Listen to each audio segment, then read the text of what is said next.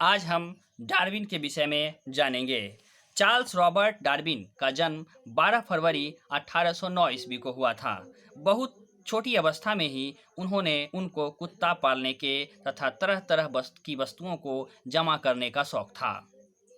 चिड़ियों एवं अन्य प्रकार के जीव जंतुओं से उन्हें काफ़ी लगाव था। 1825 ईस्वी में उनकी एडिनबरा के मेडिकल स्कूल में एडमिशन किया गया।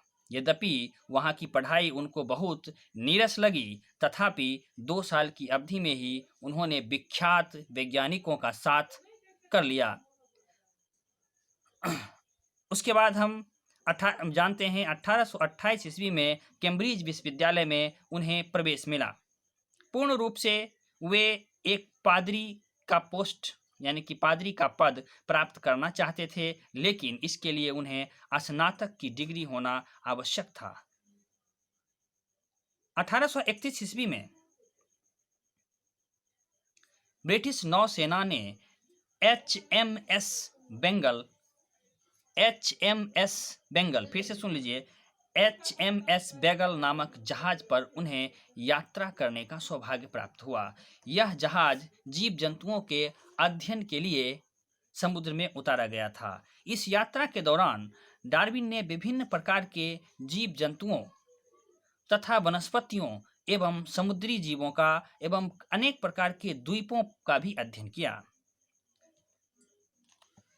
इन द्वीपों में पैसिफिक महासागर के कुछ द्वीप, अमेरिका के समुद्री तट तथा गैलापागोस नामक द्वीप महत्वपूर्ण था। इन यात्रा में डार्विन ने अनेक प्रकार के जीव जंतुओं और वनस्पतियों का सूक्ष्म परीक्षण किया।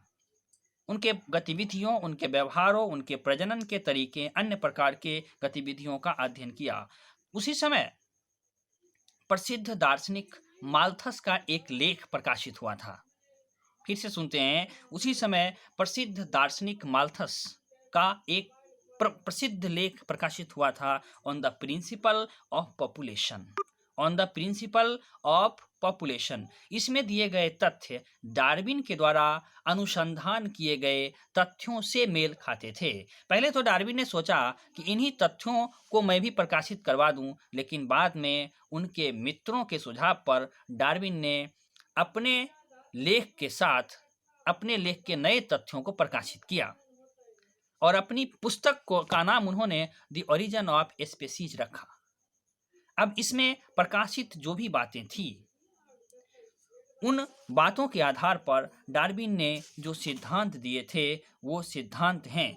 सबसे पहला सिद्धांत है over production of species with limit of space and food. दूसरा सिद्धांत है स्ट्रगल फॉर एग्जिस्टेंस यानी कि अस्तित्व के लिए संघर्ष। और तीसरा है सर्वाइवल ऑफ द फिटेस्ट यानी कि योग्यतम की उत्तरजीविता और अयोग्यों का विलोपन। और चौथा है जीवों की विविधता यानी कि कई तरह के जीव जंतु अलग अलग क्षेत्रों में पाए जाते हैं। तो डार्विन ने जो सिद्धांत प्रकट किए अपनी पुस्तक द ओरिजिन ऑफ स्पीसीज में, इन सिद्धांतों को मूल रूप से प्राकृतिक चयन का सिद्धांत यानी कि नेचुरल सिलेक्शन थ्योरी के नाम से जाना जाता है। तो क्या है नेचुरल सिलेक्शन थ्योरी? क्या होता है योग्यतम की उत्तरजीविता और अयोग्यों का विलोपन? क्या है स्ट्रगल फॉर एग्जिस्टेंस, अस्तित्व के लिए संघर्ष? आप इसे इस अगले वीडियो में देख सकते हैं। तब तक बने रहिए हमारे चैनल पर। धन्यवाद।